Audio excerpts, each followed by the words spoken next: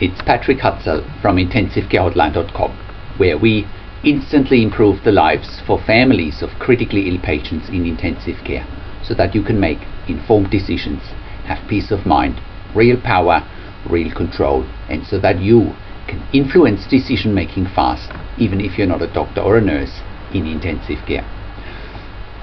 This is another episode of Your Questions Answered, and in last week's episode I answered another question from one of our readers, and the question last week was from Charlie, and it was: my daughter-in-law has been ventilated with tracheostomy for 4 months. How can we get her off the ventilator? And that was part 2 of his question. You can check out the answer to last week's question by clicking on the link below this video. You can also check out the first part of Charlie's question again in another link below this video in the written version of this blog. In this week's episode of Your Questions Answered, I want to answer the next question from one of our readers, and the question this week is again the next question from Charlie. My daughter-in-law has been ventilated with tracheostomy for 4 months. How can we get her off the ventilator? Part 3.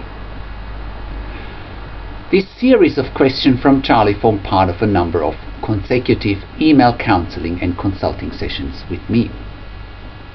Charlie has also been a guest on our podcast, and I interviewed him there, and you can listen to Charlie's interview with me. And Charlie is actually a survivor of a 12-month stay in intensive care and long-term acute care on a ventilator with tracheostomy. So you should definitely check out this interview with Charlie. It's full of gold nuggets of wisdom in how to survive a long-term stay in intensive care. So Charlie writes: Hi Patrick, during the last month we have been standing our ground with respect to keeping the ventilator on overnight so that my daughter-in-law can get a good night's sleep. Now we are successfully keeping her on the ventilator from 9 p.m. to 9 a.m.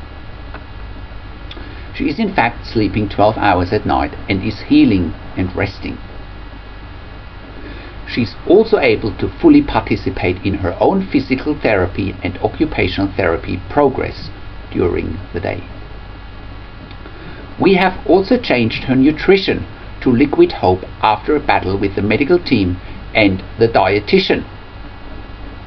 Our plan is to let her stay on the ventilator overnight with interval rather than progressive weaning.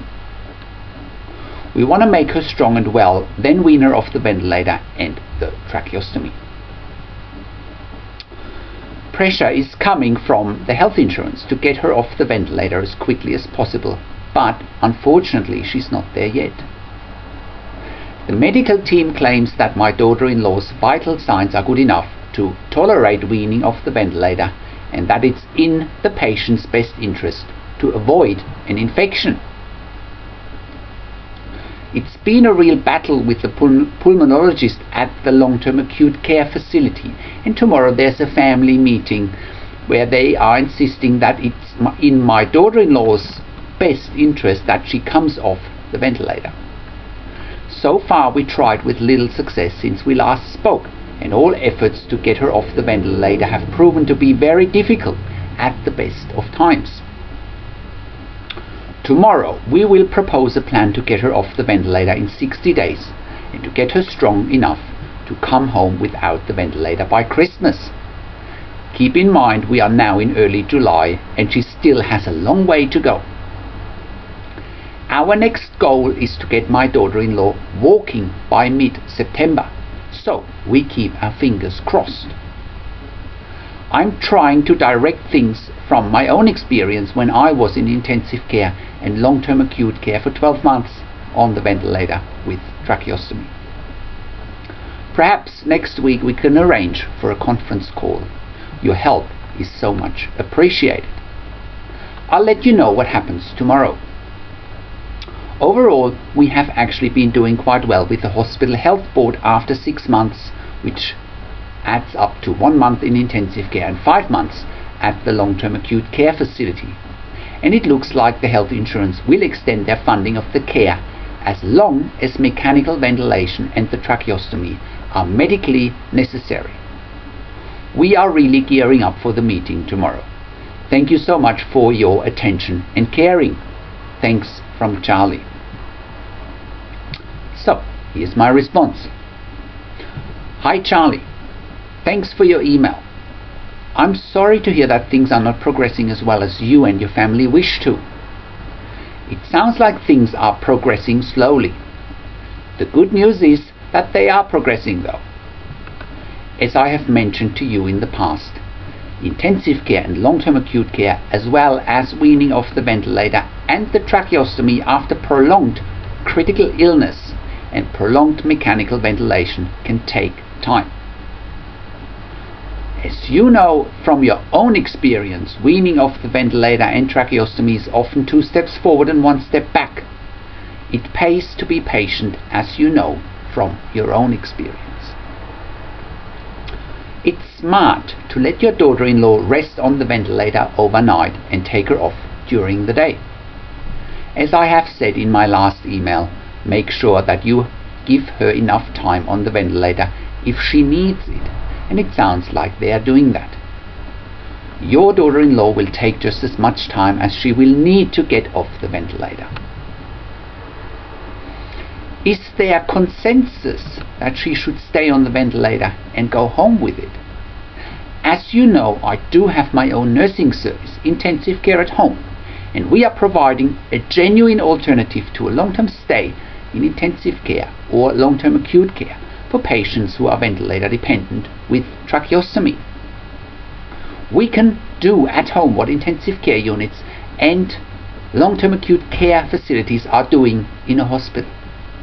You can find more information at Intensive Care at Home.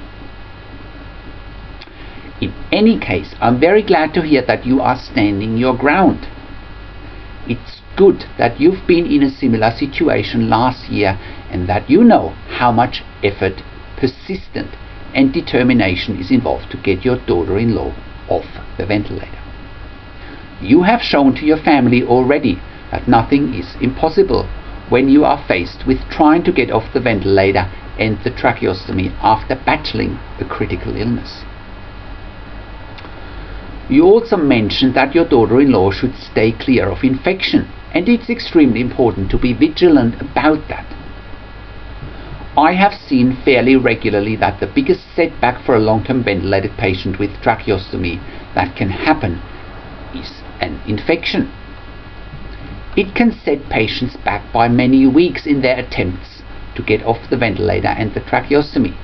Therefore, steering clear of an infection is crucial. You've also got to keep in mind that your daughter-in-law is very weak and her immune system is compromised after such a long stay in intensive care and long-term acute care.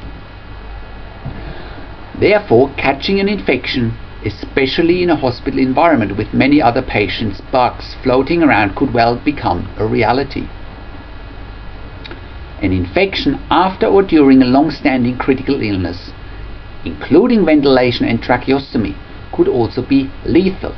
Therefore, being vigilant about it is really critical. I'm also happy to go on a call next week, of course. Also, if you need advice for family meetings with the intensive care team or the doctors, I have written an excellent ebook that will help you and your family. You should check out Follow This Ultimate 6-Step Guide for Family Meetings with the Intensive Care Team. That gets you to have peace of mind, control, power and influence fast. Check out this ebook by clicking on the link below this video. Most families of critically ill patients in intensive care don't know what they're in for when the intensive care team calls for a family meeting. Therefore, families of critically ill patients in intensive care or long-term acute care are often unpleasantly surprised because they simply don't know what to expect and they don't know how to position themselves strongly and powerfully. They simply don't know what they don't know.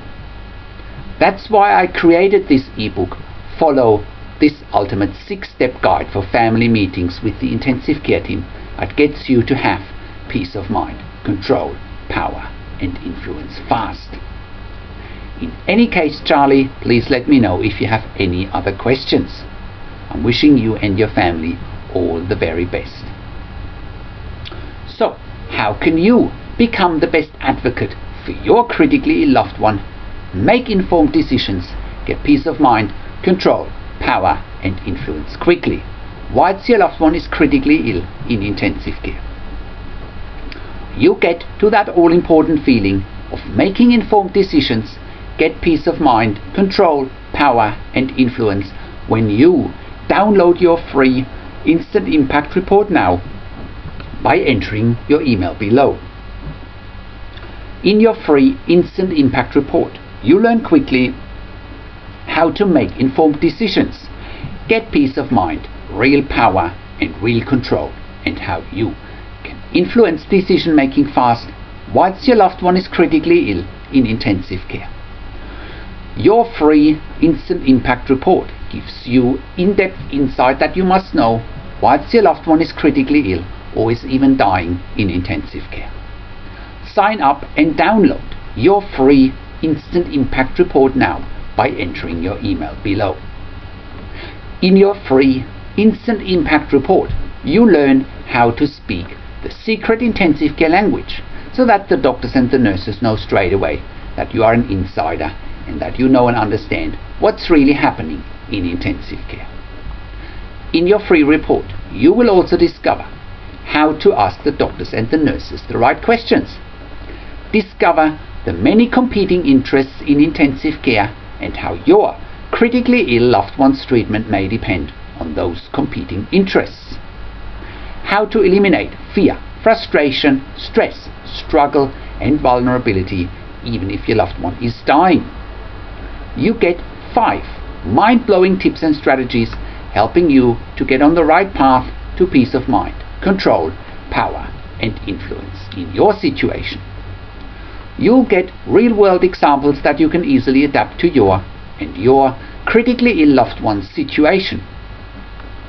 How to stop being intimidated by the intensive care team and how you will be seen as equals. You will get crucial behind-the-scenes insight so that you know and understand what's really happening in intensive care and how you need to manage doctors and nurses in intensive care, and it's not what you think. Thank you for tuning into this week's Your Questions Answered episode, and I'll see you again in another update next week. Make sure you also check out our blog section for more tips and strategies, or send me an email to support@intensivecarehotline.com with your questions. Or you can call me. Find phone numbers on the Contacts tab. Also check out our ebook section where you get more ebooks, videos and audio recordings, and where you can also get one-on-one counseling and consulting with me via Skype, over the phone or via email by clicking on the Products tab. This is Patrick Hutzel from intensivecarehotline.com, and I'll see you again next week in another update.